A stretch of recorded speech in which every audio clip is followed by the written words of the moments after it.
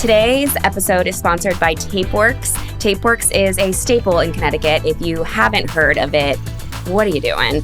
They've been around for over 30 years, helping creators, musicians, businesses, and podcasters bring their stories to life through high-quality production. Connecticut Unfiltered is proudly filmed and produced at TapeWorks in Hartford, Connecticut. This is the voice behind the Reheated Coffee Club, the Instagram page with 50,000+ followers, sharing our state's hidden treasures and the little moments that can make life magical. If Connecticut's been showing up on your feed lately, that's not an accident. The version your grandparents remember is long gone. This isn't a drive-through state anymore, it's a destination. And on this podcast, we talk to the people making that happen. This is Connecticut Unfiltered.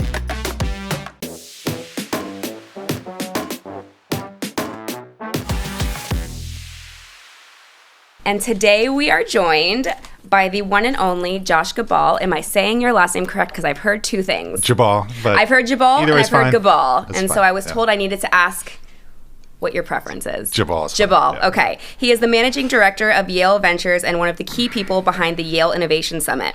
From tech startups to state government, Josh has spent years helping turn big ideas into real impact here in Connecticut. Thank you so much for being on the podcast. It's great to be here. Thanks for having me. So what brought you from like Ned Lamont's office to starting up in Yale in this innovation world and startups? Talk to me a little bit about that. Well, this is really more back to where I've spent most of my career. So most of my career is in the tech industry. Yeah.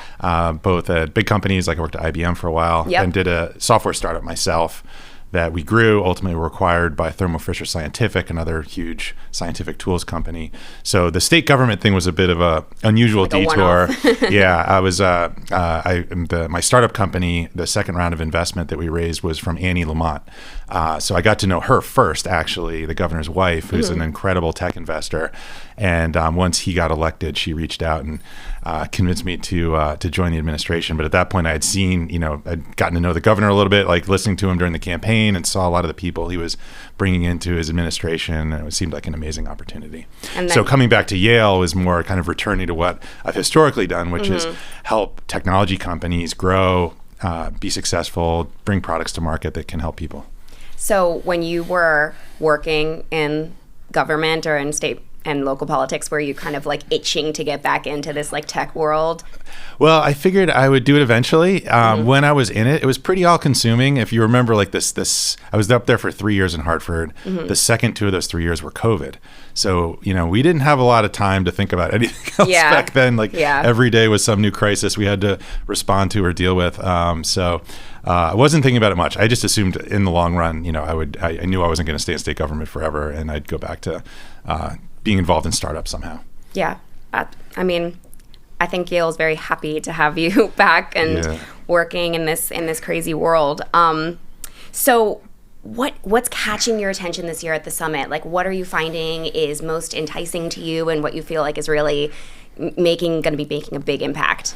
Oh, gosh. Where to begin? The hardest part about the summit for me is at any point in time, there's simultaneously like 6 different things I wish I could be at the same time. So I'm not sure how to answer that question.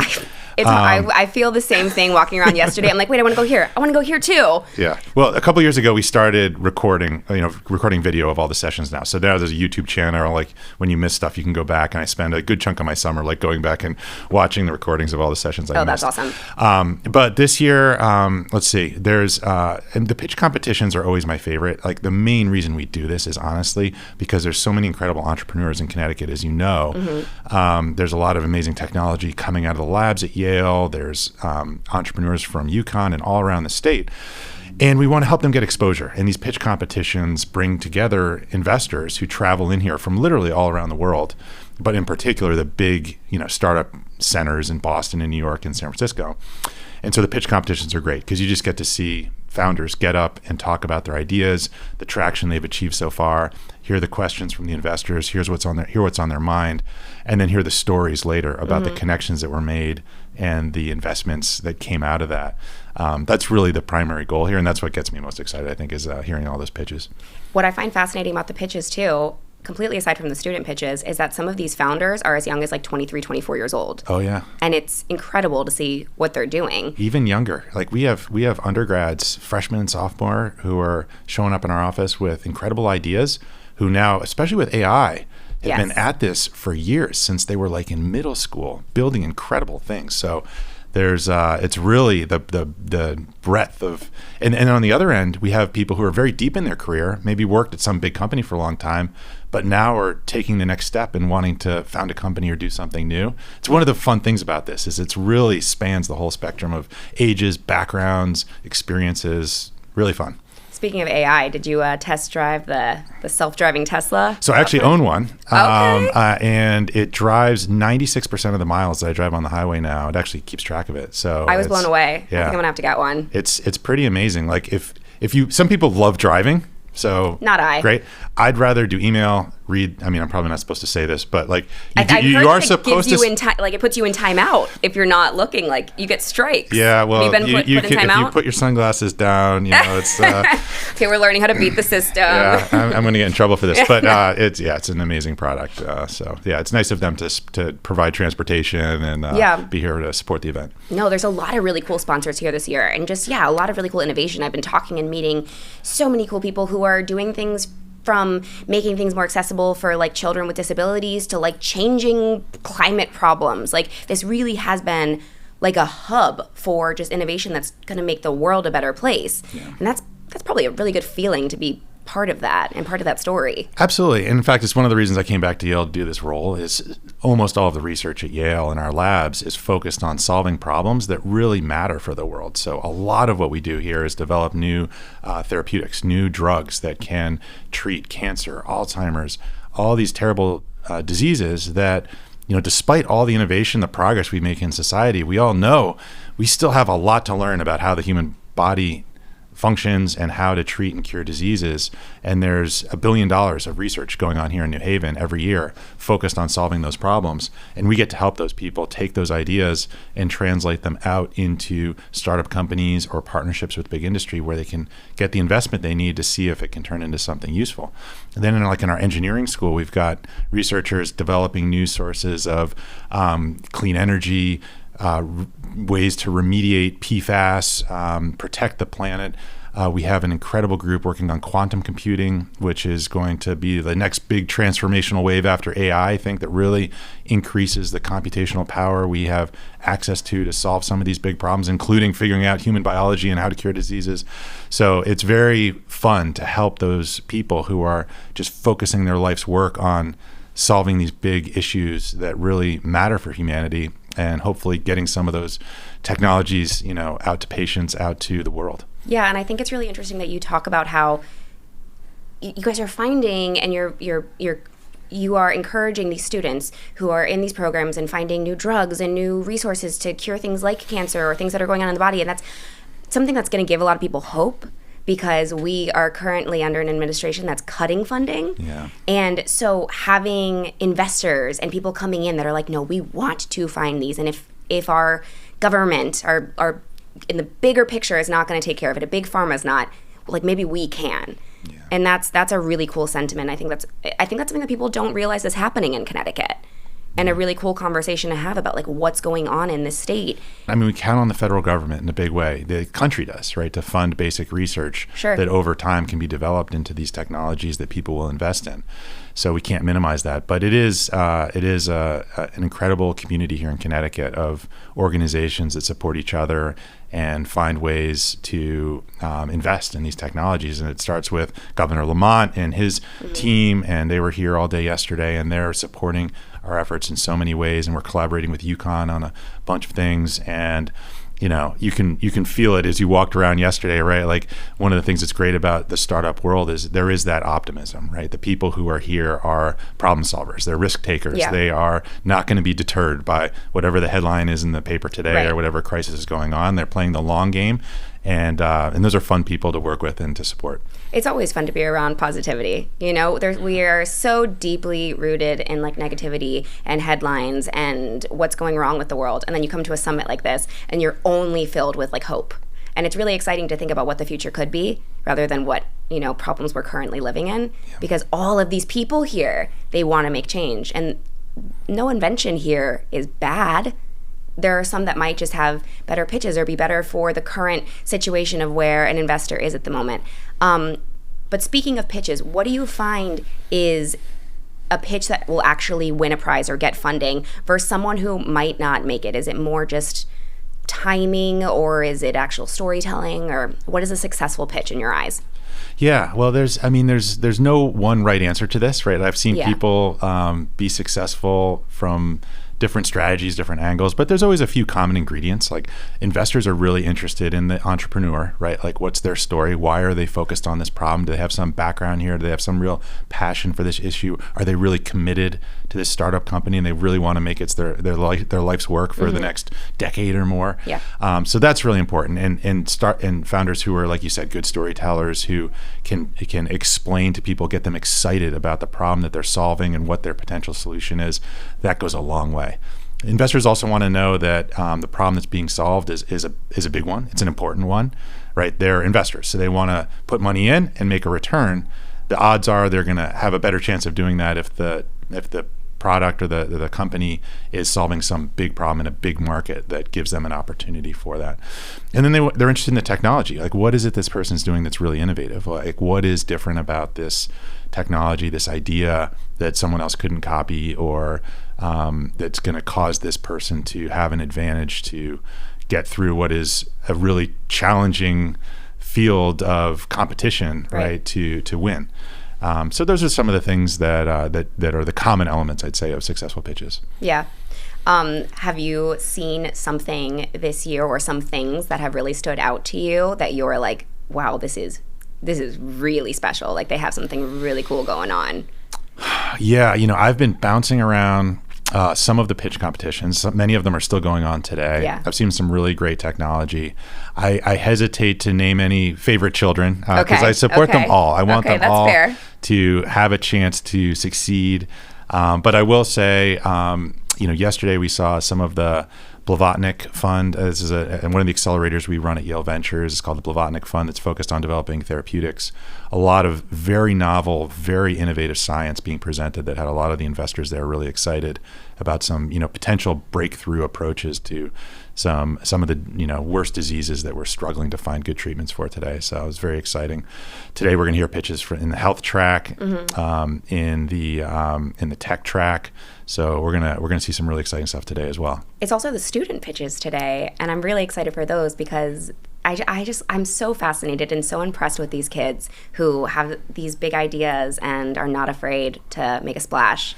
Totally. And what's cool, there's a lot of pluses and minuses about AI, right? Like, we have to be sober about that. But one of the real pluses is it makes it easier than ever for students, young people in general, or really anybody who has an idea, who has a passion to solve a problem, to build something that can actually make a difference there.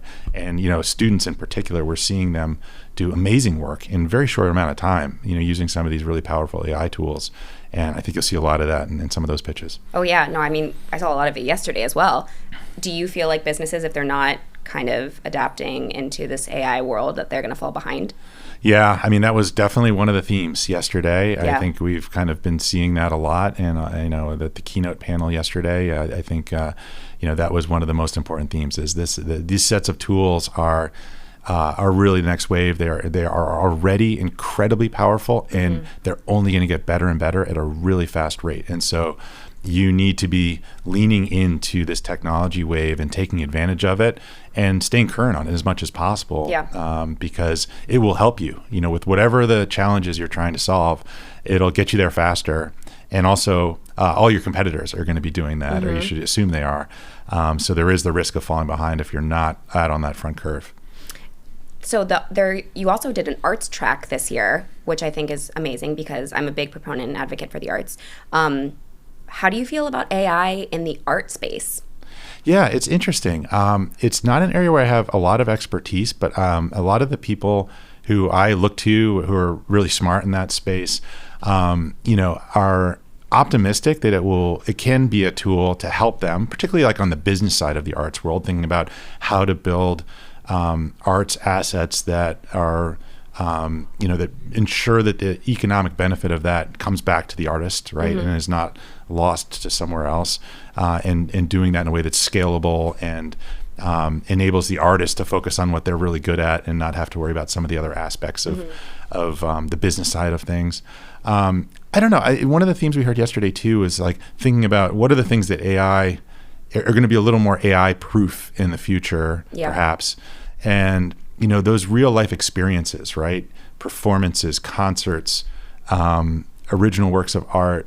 I think there's some amount of optimism that, we're going to continue to value those things, even when AIs are, making substitutes somehow. There's something about the human input and the passion and the unique aspects of an artist's talents that go into something like that I think will endure.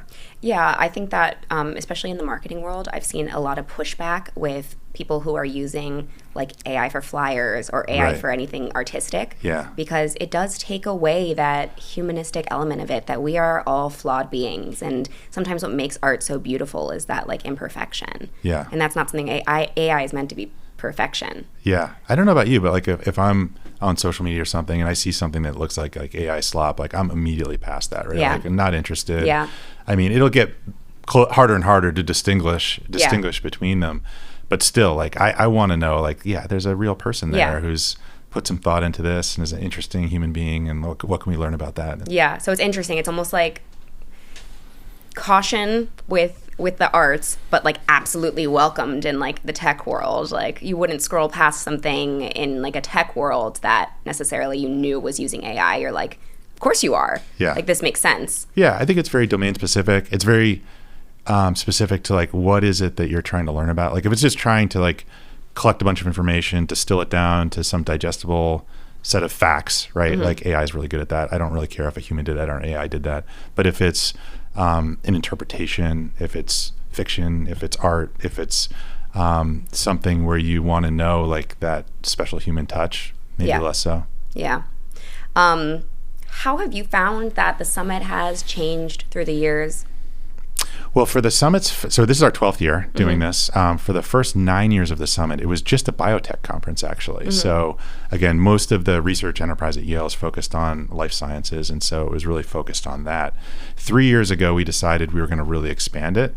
We wanted to ensure we were welcoming in innovation from across the whole university. And so in addition to an amazing medical school that's doing all this cutting edge biomedical research, we have an amazing school of engineering. We've got the best drama school and school of art and school of music in the country. We've got amazing climate research going on here. We've got people who are working on AI applications and how to improve healthcare and so many other areas. And we wanted to make sure all those people felt welcome as well. So that's 3 years ago. We expanded this now to the 6 tracks that we have, including not just biotech, but health, climate, civic innovation focused on public sector innovation. How can we improve cities and communities, arts and tech as well. And so now, as you see when you walk around, this is not a biotech conference anymore. Yeah. We've got someone in the courtyard painting this enormous, beautiful mural, and we've got so many different. There's like a creator marketplace on the 4th floor. There's so much going on. Yeah, it's fun. So we want it to also be fun, right? Like we want, part of what gets people coming back to events like this, I think, is if they have a good experience. Obviously, if you're an investor, you want to see deal flow, you want to see pitches, sure. But you want to meet people too, and you want to have fun, you want to be entertained, you want good food, all that stuff. So we're focused on all those details. Did you see the dome projection? Yeah, I was there last night. It was incredible. Yeah, it was wild. I've never done psychedelics, but I would imagine if I were to, that's probably, I would imagine that's what the experience would feel like. We were joking that there should be like a fine fettle or happy confection booth right outside because it paired very well. But it very much was reminiscent to me of planetariums. We would go in high school up in Miami, and they would have these huge laser light performances, and it was very impressive. But I think all of that encompassing with the summit, there's arts, there's tech, there's health, there's all the tracks is really what's making this such a positive experience, and will get people to come back. And I think this is an incredible summit, and I've heard people talk about how it's better than ones they've been to in San Francisco, which is very cool. Yeah, well, here we are, Connecticut, we're doing it. I think Connecticut is America's best kept secret. 100%. And, the other thing that's fun about this is, the attendees here, there's a lot of Yale alums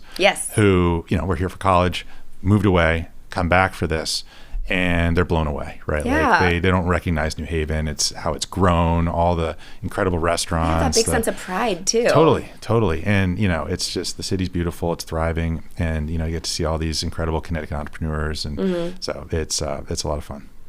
So I'll ask one more question, and then I know you're a busy man, let you go. But where do you see the summit going in the next 5-10 years? Where are you hoping that it grows? Oh, good question. We have some ideas up our sleeves of things, you got any exclusives you want to throw in? Not yet. I don't want to roll anything out until we decide what we're going to do. Okay. But we do value, a lot of the ideas of things we've added in the past come from suggestions we get from people. So, if you have ideas or any of your audience, you got a huge audience of really smart, creative people. If you have suggestions, let us know. We're always eager to hear new ideas.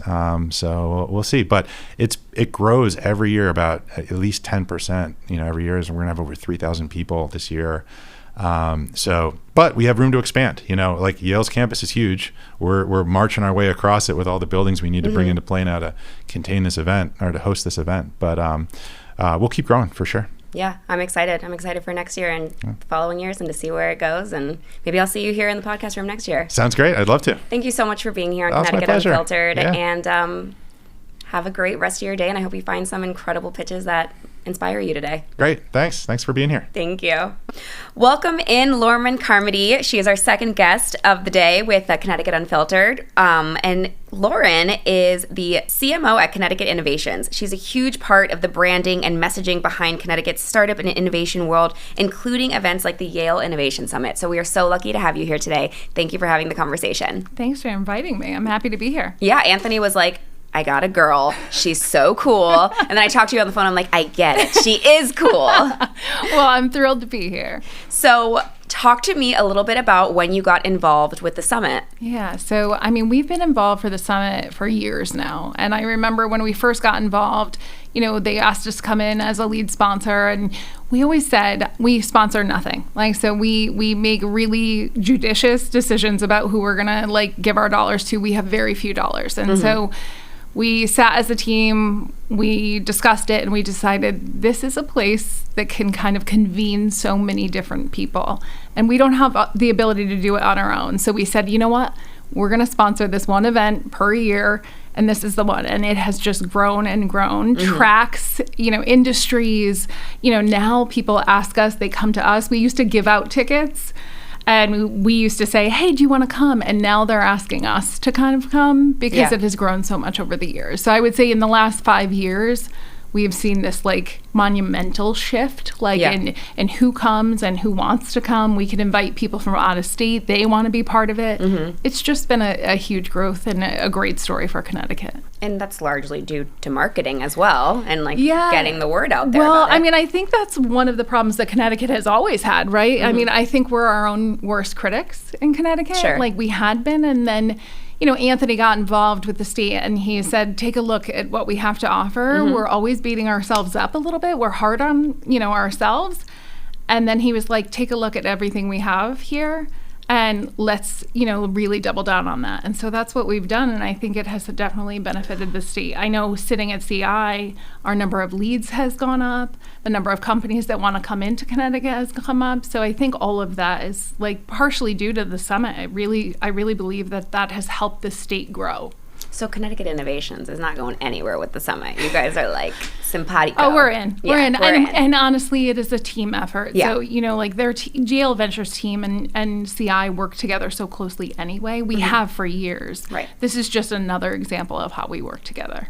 It's kind of funny when you talk about how Connecticut is so hard on themselves. Yeah. Because we were talking about motherhood before the podcast started. It's almost like the best moms are the ones that are afraid that they're doing it wrong. Yeah. And I feel like that's Connecticut in a nutshell. Absolutely. Because the other states that are we're the best, objectively or not. Yeah. Because Connecticut is the mama. And I think that we want so much for Connecticut, and I think we're starting to see some of those things. I would say the growth of biotech in New Haven is incredible. We have a portfolio. At CI, we have a portfolio of 250 companies, right? So we invest in companies that are looking to grow here in the state. And we always say we're investing for a return, so that's what we want to do first and foremost. But we're also investing to grow jobs in Connecticut. And we have never seen such, like, there's so much talent here. Oh, absolutely. And we've been able to grow that over the years, but it's because of things like this that bring everyone together and say, like, hey, you know, you have something going on here. And we said 10 years ago, if you looked at us 10 years ago, you'd look at, like, the number of companies around here and you'd say, if I lost my job today, I maybe wouldn't have a place to go tomorrow. Mm-hmm.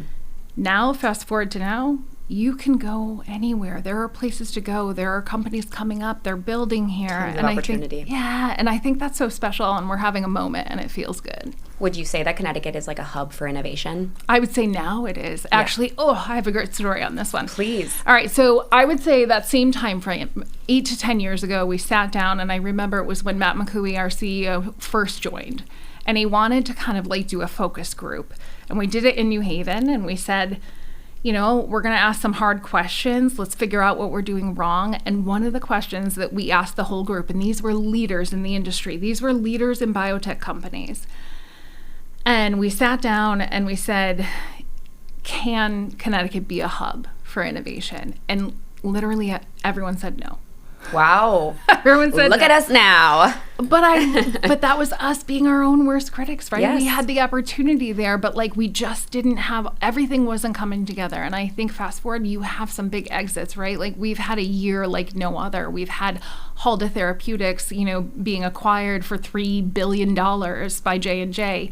You have Veridermics, you know, IPOing and having like the best IPO, you know, that we've seen in ages. So I think those things are starting to put us on the map, literally, and, you know, like really spending a lot of time, and these companies are growing and doing really, really well. And it helps our brand. I mean, and that's Absolutely. What makes us feel so good is like, you know, you have a couple big wins, you put us on the map, and then people are saying, hey, look what's going on here. I mean, it helps everything. It helps tourism. It helps the housing market because people want to be a part of this growing innovation hub. And now that Connecticut is kind of becoming a hotspot for that. Yeah. It's now we'll have to deal with some housing issues. Annie Lamont spoke with Matt yesterday, and she was saying, I think some of our biggest problems in Connecticut are related to housing. There's not enough. And and so we'll have to deal with that and figure that piece out, but I think we will. I think there's enough innovators here that they can figure out a solution. Absolutely. So with Connecticut now becoming this like really cool and exciting hub for innovation, specifically like New Haven, how do you see the summit evolving in the next couple of years? I mean, there's so many little pockets. I remember sitting down with Tim Opstrup, and when we talked about it, he had said, hey, can you do a pre-summit event? And I remember this was a couple years back, and he's like, there's nothing that goes on the day before, and people fly in or people come in. And he's like, why don't you do that? And we did it a couple years ago, and it was kind of light. I would say 40 people or something, and it was really fun. It had like a vibe, so it felt good. And then fast forward to today, and we had a closed registration for it. We had 200 people registered for the event, and this is just the day before, and this is our ecosystem. It wasn't everybody; it was our ecosystem of people. We wanted to limit it to companies in the ecosystem, and so you start to feel like, okay, we're having a moment again here. You're having a moment where you're feeling a vibe. People want to be here and they want to come in early. So Tim's vision was always this, that there would be little offshoots, right? Like you would see at some of those bigger conferences where people are having little side meetings, and I see all of those things happening. I mean, he can sit back and say, look, we've done such a good job. Josh can sit back and say, look at what we've done here because it's been so good. And I think the growth will be in industry. I think, bringing in arts and culture, that's such a huge move for them. And it feels brilliant. So good. And I honestly, we have art in our space. We had done, when we first came to New Haven, we moved from Rocky Hill, our headquarters, to New Haven. And that was about 6 years ago.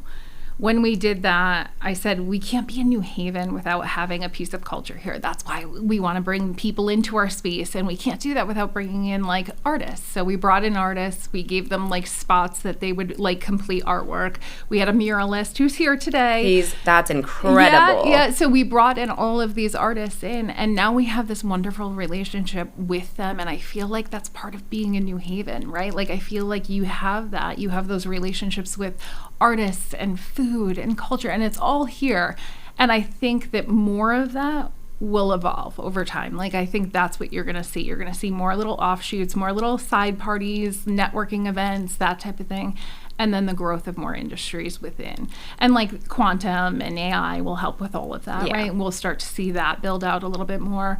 I'd love to see it grow in defense tech, to see like some of our bigger, we have tons, right? Like, so we have Sikorsky, we have Electric Boat, we have all these companies here who are looking to hire. So they should have a presence here, and then we'll probably try to fund those companies at some point, right? The smaller companies kind of wanting to start up here and grow here. And it's kind of cool, those like smaller, more intimate events, because people who maybe shy away from these like huge, like 3,000 people summits, like it can be overwhelming. So coming to like maybe a pre-summit event and starting your networking then is like really beneficial for it's more. Like a nice warm-up, right? Yes, like it's like a nice way in. You can have a nice conversation, like, and you're trying to maybe meet with 20 people, not like 200 people in a day. And I think the more that you make a big event feel small, the better it will be. Yeah. And I think Tim and Josh and the team at Yale Event and Michelle are all trying to do that. And I think they've done a really good job, and I think we'll see more of that in the future. And there's lots of cute little kitschy things that I've noticed around the summit this year. This is my first year here, so I can't speak to if it's always been like this, but like even these little like tags that you can put on. This one says open to selfies. Like, that's adorable. I love it. It just makes it feel a lot more approachable and less just like, oh, I'm a little intimidated, I don't necessarily understand all of this jargon, I shouldn't go there. Like, it feels like a welcoming place that kind of anyone can go to. Which is what Connecticut is all about. So, like, it feels very appropriate for us to do. I don't think we should put on a big conference that looks like a big conference. Yeah. I think we should put on a conference that feels very unconferency, that makes it feel small. Yeah. The way Connecticut is. I mean, I think Governor Lamont has always said, like, we're the one phone call state, right? In one phone call, you can get to who you need to get to. Mm-hmm. And I think that still holds true no matter how much growth we've had. I think we're still a tight-knit community that can find one another. And we do that here. So I think it has worked really, really well for everyone. I agree with that. Yeah. Have you been sitting into some of the like pitch decks and stuff? Yeah, so we have a few companies. Some of our companies are here now. I think we have almost 12 companies in our portfolio, and they're new. Or we actually used the summit a little differently this year, where we had companies that were leads, right? Like, so we haven't invested yet, and we wanted to see what they looked like, and we wanted to see what the appetite was. So we have companies coming in that we're considering that really love Connecticut, and we're using it kind of as like a, hop on stage and see what you can do here. Yeah, it's like a trial run. Yeah, and it's also, honestly, for us, it's us putting our best foot forward, right? Like, look at what we can put you in front of and the group we can assemble together.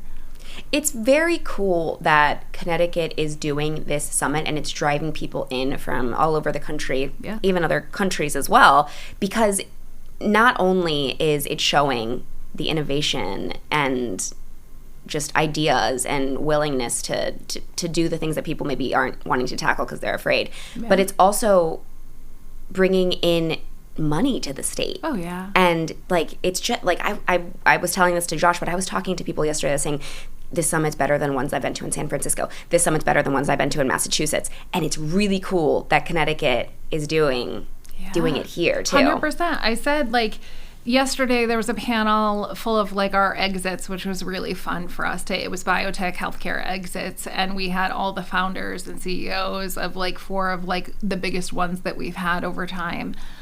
They sat on stage, and Kevin Rocco from BioRes, who's amazing for a million reasons, but he delivered a nice exit one, which is good for us, good for the state.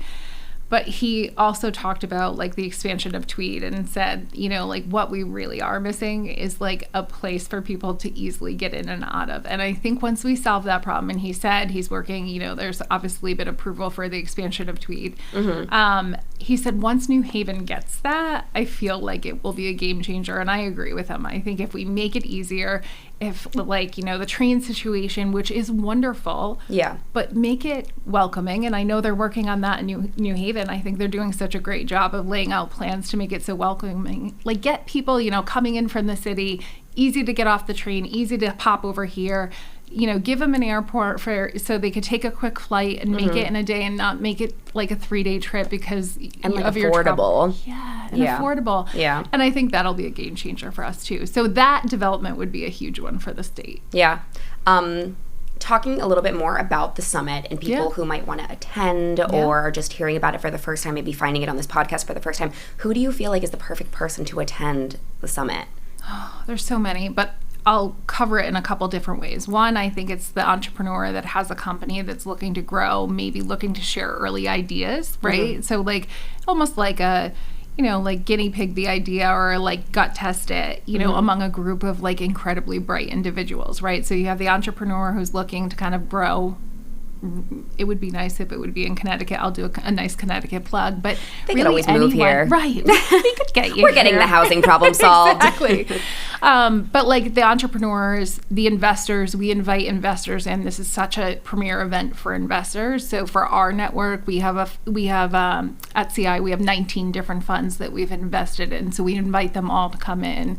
And I think it's a great place for investors to look at like up and coming, tech and biotech and all across all industries, climate tech. And then honestly, I think curious people do very well here. You can have a conversation. Yesterday, I probably met with like 100, 200 people, all different, so fun. I think like curious people do very well in this setting. Mm-hmm. And then I would say like just members of the, the legislature is here. So people who are looking to make change in Connecticut, I think it's a good fit for them as well. And we see students all the time. We bring in our interns quite a bit. So like we think it's just an exciting thing for, our interns to see. But I think anyone who has that drive or ambition or is intellectually curious would do incredibly well here. How do investors get on board and find out about the summit, and how are you targeting them and people who can fund these projects? So we had said one, Yale Ventures does a great job of bringing these people in. They have great speakers, which attracts the investors in, yes, right? So for sure. Bring in a really good, strong keynote and some great panel presentations and great companies to pitch on stage. That is a recipe for success. For us, it's not a very hard sell. So when we go out to our investor groups and we say hey, you're in New York or you're in Boston, come in for the day. Right. But I think the key is making it something where we're going to set up something on the side or something in advance to sit down with you. Make it comprehensive. Don't make it just come to the conference. Give them a path, and I think they will come. And that has worked, over the last couple of years. We're fine-tuning every year and enhancing and leveling up a little bit, and I think that's helped too. But investors seem very driven to come here anyway. We don't have to do a lot of work. How, just specifically from this year to last year, do you see a massive growth? Yeah, so what I said, I actually had this conversation with Yale Ventures yesterday, and I said, in years past, getting tech companies here has been a challenge. Okay. And that's before they really grew out all the tracks, right? So getting our tech companies, I think years ago, they wanted tech companies to pitch. It's when they were looking to expand the tracks. And so we did it, and they were like, there's not enough for us here.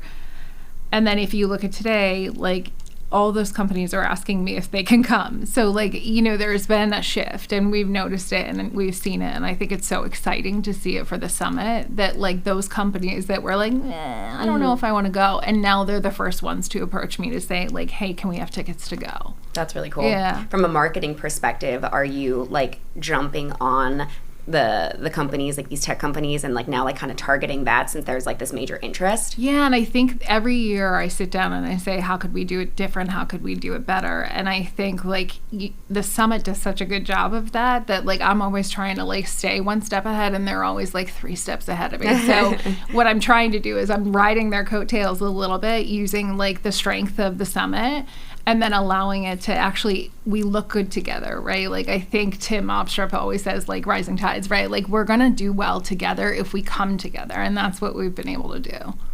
I love that. So what's something that you'd love to see added to the summit that hasn't come to fruition yet? All right, so I saw this year they did, because we're known for culture, and I think that business and culture, there's such a nice intersection there. There was a little mini, I did not attend it. I think it was small. There was some kind of jubilee or concert or something like that. I think bringing in entertainment elements to the summit in a bigger way would make it great. I think like, my husband works for Gartner in Connecticut, and he is an analyst, so he goes to a lot of Gartner conferences. They literally put on like concerts, and they do so much. I think some element, and it doesn't have to be big.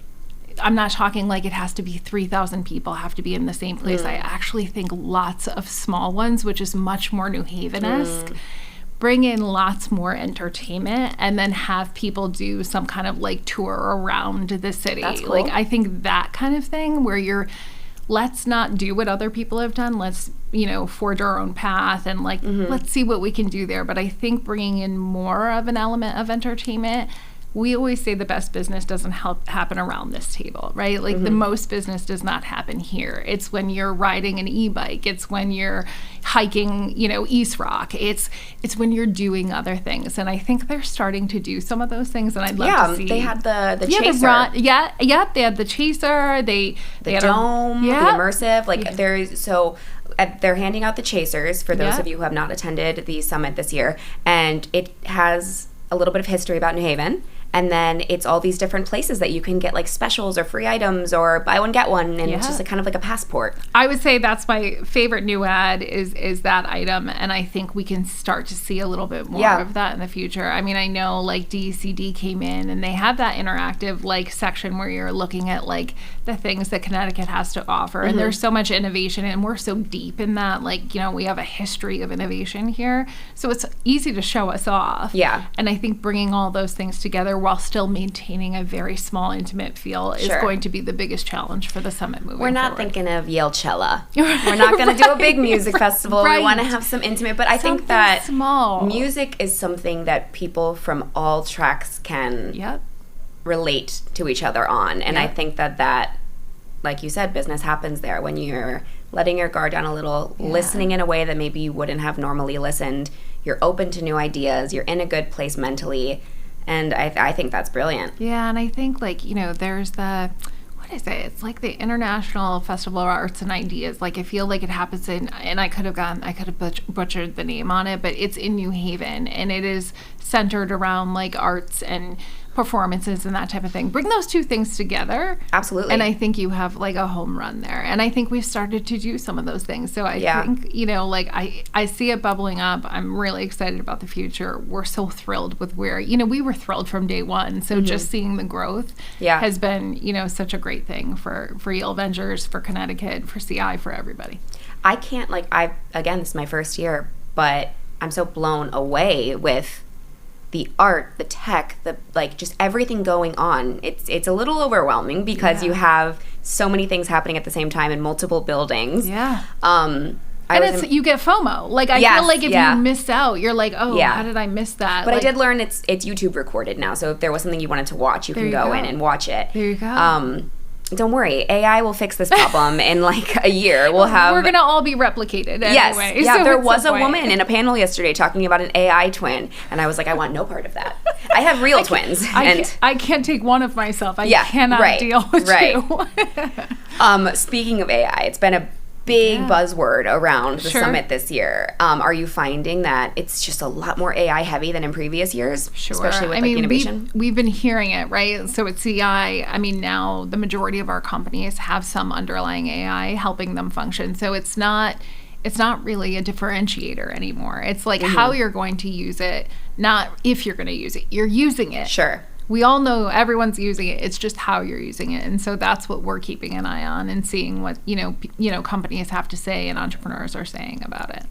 Amazing. Yeah. And I will just leave you with one more question before we end for the day. And that's just, if you could give anyone advice who wants to come to the summit and pitch and maybe get their voice out and heard, what would you say to maybe a younger person who's nervous?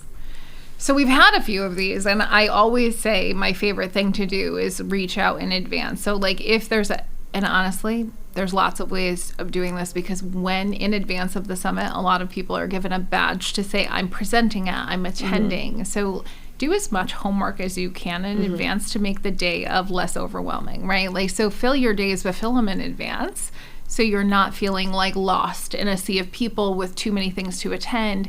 Like, map out your day.